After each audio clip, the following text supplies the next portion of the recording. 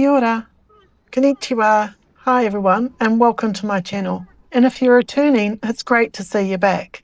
Today's video is a mix of everything and the unexpected. From Sunday markets, the summer Matsuri, and shocking update regarding my language school. If you're new here, I'm Pennie, a Kiwi who sold everything and moved to Japan at the age of 59. I'm here to share my ups and downs of my language learning journey, life in Japan, and everything in between. Every Saturday morning right here in Sakae, they hold a farmer's market. It's such a nice way to start the weekend. Fresh vegetables, flowers and homemade foods, and always plenty of friendly faces. I love seeing what's in season and supporting local shops. As I come down the stairs, I can actually see that there's an event happening as well. Hasn't started yet, but it looks like it's going to be opening soon. So I'm definitely going to check that out.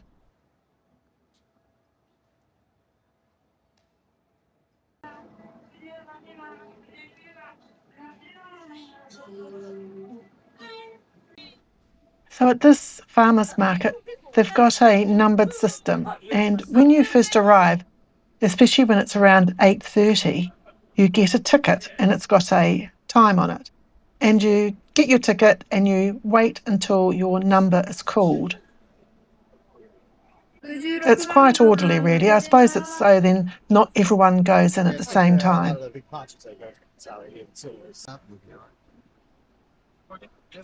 Now there's a variety of different shops selling their fresh vegetables.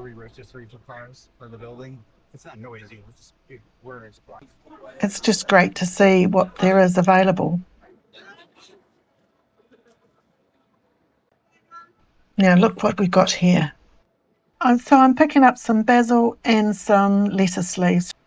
Now I did come last week and bought a few things, so I don't need too many things.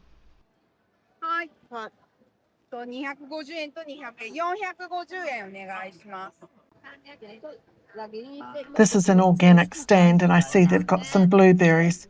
So yes please, I'll take those. They looked actually quite nice. So hopefully they taste as good as they look. Well, I didn't end up getting too many items. This stall sells honey and it looked actually very nice, all different types of produce made from honey. The event hasn't started yet. I'm just going into Starbucks and have a quick cup of coffee. Cappuccino, hot, grande, okudasai. 店内ですか？持ち帰り。はい。店内。はい。します。555円です。ありがとうございます。日本で住んでるんです。日本。旅行とトラベル？あ、いいえ、住んでます。住んでます。はい。日本語上手です。いいえ、いいえ。ありがとうございます。奥でお話しします。私はニュージーランドから来ました。ニュージーランド？はい。いいです。はい。日本語の学生です。あ、そうなんです。頑張ってください。ありがとうございます。I'm quite surprised how many Starbucks there are around in Nagoya. They seem to be just about on every street. I suppose that's a bit of an exaggeration, but it feels like there's quite a number of them. And the coffees are always pretty standard. They don't usually change from shop to shop.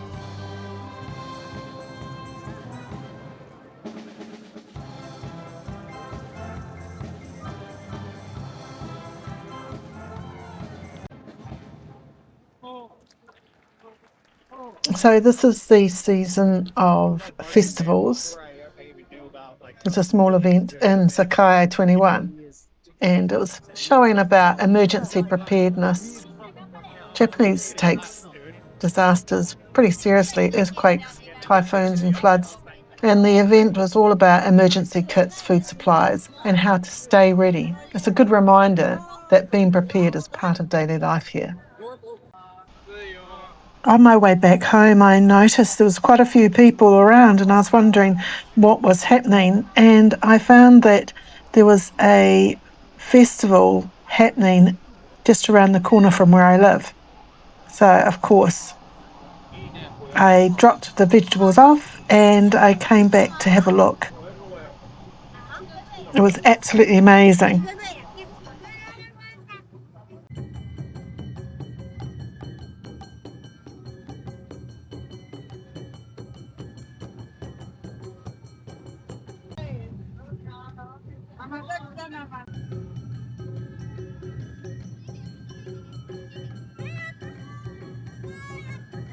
Summer Matsuris are one of my favourite things in Japan. The atmosphere, the yukata, the food stores, the energy, it's everything you imagine the summer to be. They have so much energy, it's unbelievable. I could see sweat dripping off some of the band members, it was so hot. Those instruments are pretty heavy and they were kind of dancing with them. It was amazing.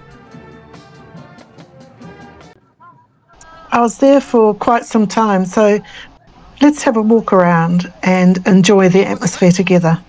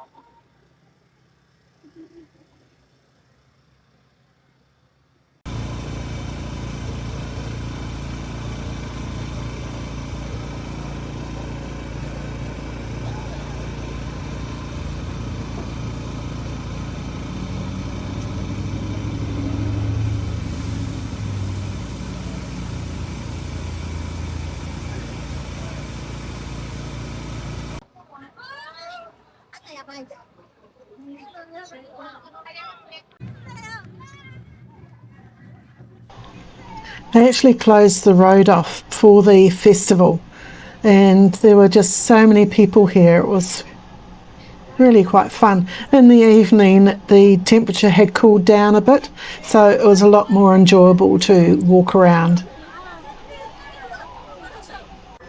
This was really fun. They had actions to go with the drumming and they got all the crowd to do the actions.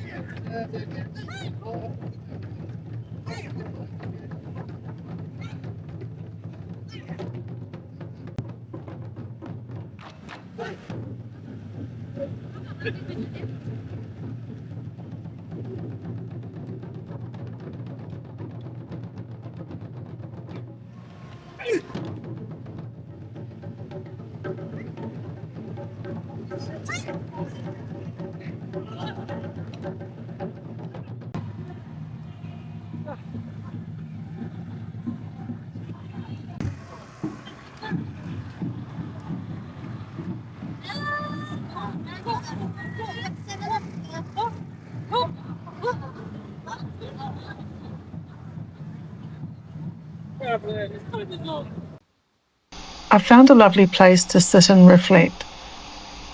Something happened at the language school, which I'm not sure if I should discuss with you, but since you have been following my journey, I thought that I should share it with you.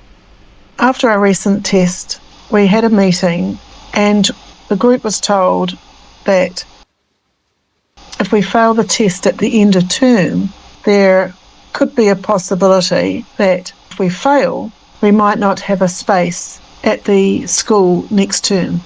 Now, if that happens, we'd lose our visa, which means we've got 2 weeks to leave Japan.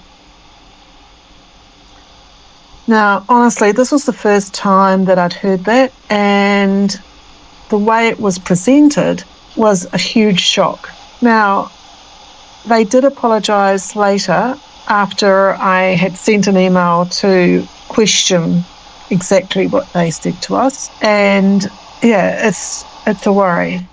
We were told, yes, there is a possibility, but they will try and accommodate us. It's one of those what next moments. And it makes me think about options. What would I do if that happened? Could I find another school fast enough? Could I switch to a different kind of visa? Or would I really have to pack up and go back to New Zealand and my dream of living in Japan would be completely over? At the moment, finding employment is out of the question as I don't have a degree. And that's one of the things I'm doing at the moment is finishing my degree so it gives me a better opportunity. This is the part they don't tell you when you first sign up for language school. You hear about the classes, textbooks, visas, and part-time work, but no one explains how fragile your situation can be if you don't pass the right tests. When I first came to the school, I did mention that I am a slow learner, but they seem to brush that off and it wasn't a concern. But now it's become a concern. And it is a very big concern. Since then, I've done a bit of digging and there are a few things schools don't often make clear at the start. Your student visa is directly tied to your enrolment. If you leave or are removed from the school, your visa is gone. And schools are required to report your attendance and progress to immigration. And if you fail or miss too many classes, it can jeopardise your visa. Options do exist. You can sometimes transfer to another school or apply for a different visa, but the window is extremely tight because once you lose your place in the school, you have 2 weeks to leave Japan. So that's a bombshell. I'm still trying to process it. I do feel confident that I might pass the test, but suffering from test anxiety and now with this added pressure, it is concerning. So, yep, this week it's been a mix of joy and worry, a beautiful summer Matsuri, fresh food at the farmer's market, and an unexpected reminder on just how high the stakes are at language school. For me, the plan is to keep pushing, keep studying, and remember why I came here in the first place. It's not easy, but it's all part of the journey. If you've studied in Japan and faced similar pressures, I'd love to hear your experience in the comments. And if you're just here for the Matsuri vibe, I hope you enjoyed that too. I hope you enjoyed the video. Thank you so much for watching. I'll see you in the next video. And don't forget to like, subscribe, and maybe share the video with someone who's thinking about studying in Japan. And don't forget to hit that hype button as well so my video gets shared around. So until next time, see ya!